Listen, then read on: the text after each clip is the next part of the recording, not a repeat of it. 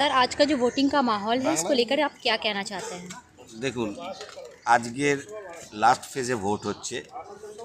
আমরা গত 3 মাস ধরে প্রচার করে যাচ্ছি, কেন আমাদের সবথেকে কষ্ট হয়েছে, কেন আমরা অনেক লং টার্মস পেয়েছি, কিন্তু আমাদের একটা জায়গায় আমরা খুশি, আমাদের বেশি দিন ওয়েট করতে হবে না।